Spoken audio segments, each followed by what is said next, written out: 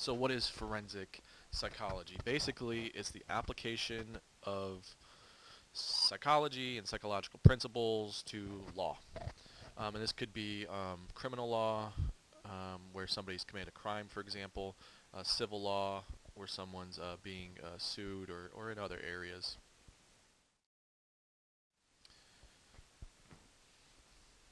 And forensic psychologists can be both clinicians as well as researchers.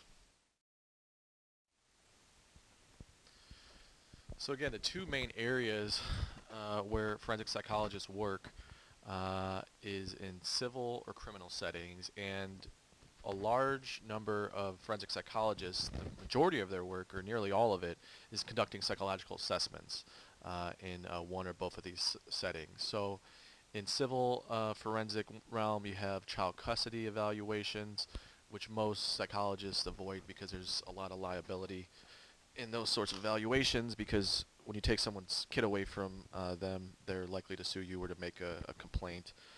Guardianship evaluations, so I conduct some of those. And that's when a person can't take care of themselves because of mental illness or cognitive problems. The state might step in and appoint a guardian for them to manage their affairs. Competency to make treatment decisions and personal injury evaluations are also in the civil realm. Criminal forensic psychological assessments, competency to stand trial, I conduct a lot of those. That's simply evaluations with individuals who might have difficulty understanding what's going on in court during their hearings. And in order to have a fair trial, a person has to understand what's going on in court. So if that issue is raised and they bring in a psychologist to conduct a competency to stand trial evaluation, we also have violence risk assessments, which are commonly conducted, particularly when someone's psychiatrically hospitalized before they're released. Violence risk assessment has to be conducted, and sometimes it's conducted by two psychologists to determine the risk for violence in the community and what could be done to prevent that. Some forensic psychologists do provide treatment, though, instead of assessment, and we see here that they also do treatment in civil and criminal realms.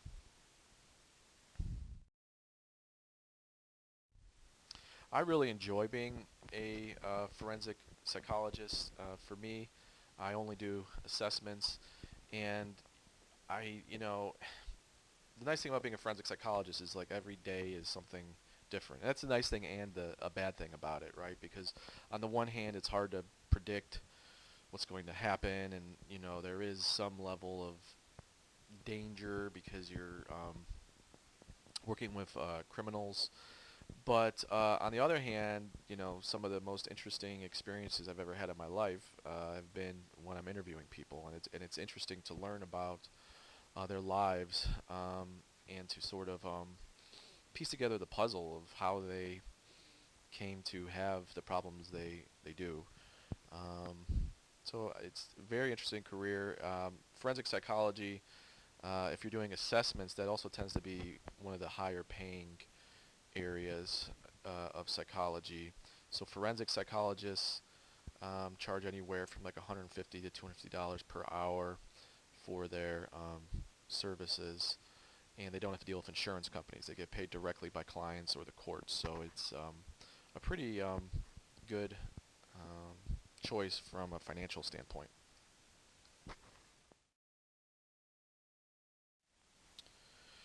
Now, another job in the forensic realm, if you really like law, then you can become a lawyer. It's actually the second most common bachelor's degree for individuals applying to law school, second to political science, and philosophy is also up there as well. So definitely consider law school if you're interested in law. And the main considerations for law school are GPA and LSAT scores. So later on, I'll show you some resources for how to find out what are the common GPAs of accepted students to law school, and what are the LSAT scores for those accepted as well. And that can help you make a decision about whether or not law school is a good fit for you. One quick note about criminal profiling. That's, associated with forensic psychology in the media, but in reality, very few forensic psychologists do criminal profiling. That's more something that's done by law enforcement agencies. So, if you end up going into the FBI, you might be doing some criminal profiling, but if you go to the typical forensic psychology training program, that's not going to be something that you're learning about. What you're learning about is doing assessments as well as treatment with people in the criminal and civil areas.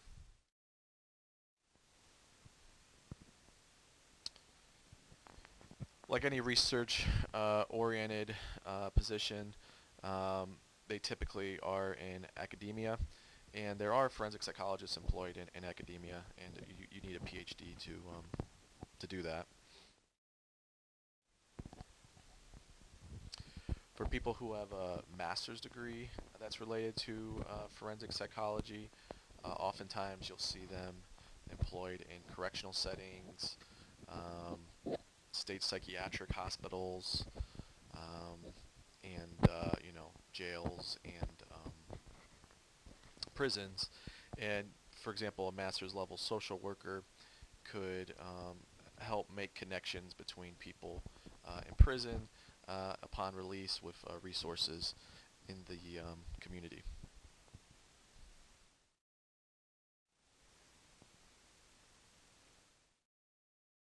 In terms of areas related to forensic psychology, when working with a bachelor's degree, some good options are a police officer, correctional officer, or probation officer. Of those three, correctional officers tend to be paid the least.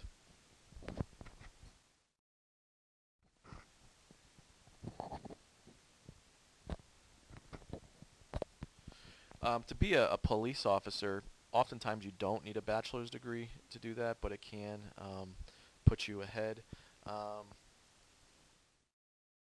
Same thing for a correctional officer. A bachelor's degree is not always needed for that position either.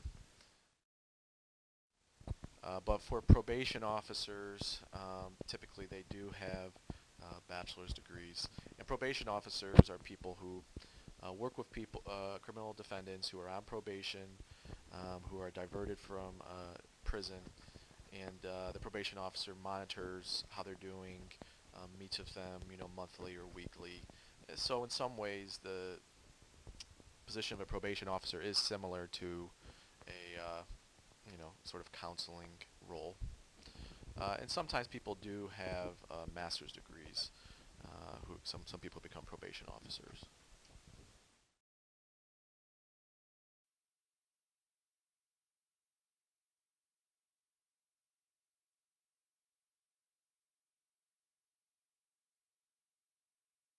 My name is Kimberly, and I work as an intelligence analyst. As an IA, I am responsible for all violent crimes against children's threats and human trafficking threats.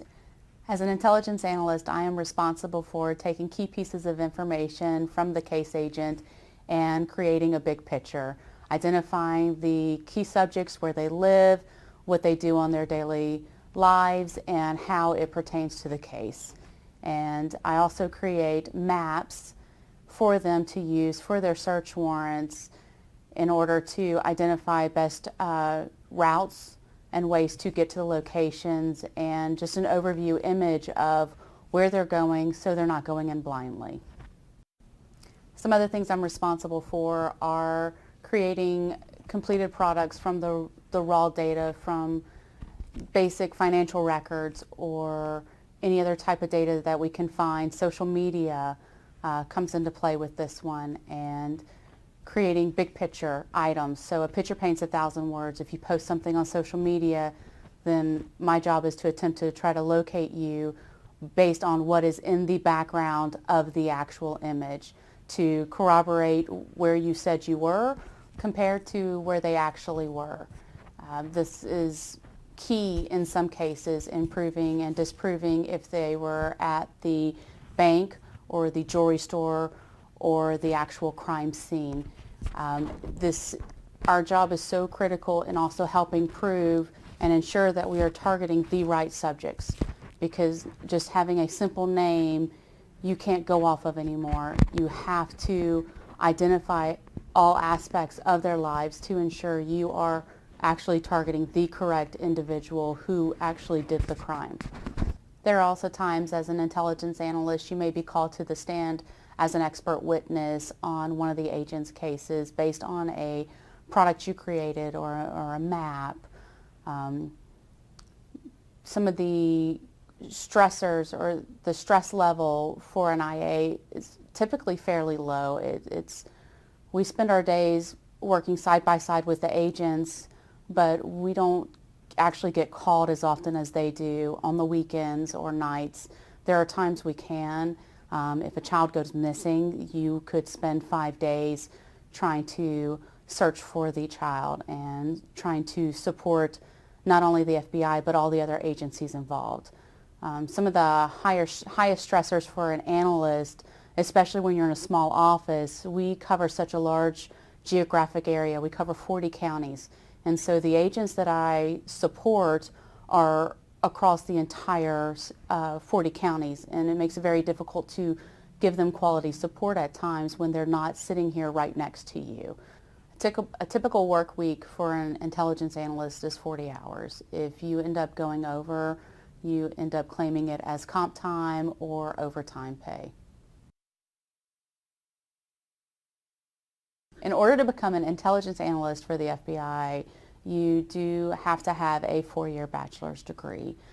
There's no specific degree programs that they recommend. However, I recommend you diversify yourself as much as you can. Take some psychology classes, behavioral analysis classes, financial classes.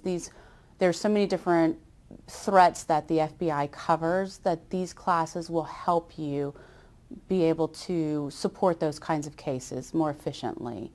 Some other skills I would recommend are writing and critical thinking. These are some things that you'll be evaluated on during the application process. You will actually have to write a paper, and it will be graded by senior intelligence analyst, and they will evaluate your writing skills.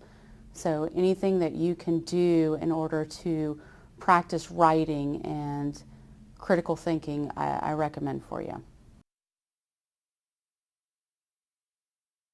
Some best parts of the job are being able to work side by side with the special agents from case openings to actually the sentencing of the suspects. Some of the benefits of it is just being able to see the case in its entirety from start to finish, and being able to actually put the key pieces of information and intelligence together in order to actually identify the individual or individuals that were involved with it.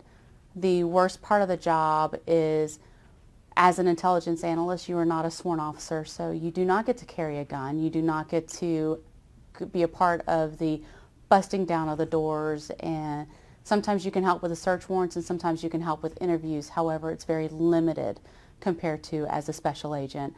And then I would say the absolute worst part is when you are working a missing child and they end up being found dead and you couldn't rescue them.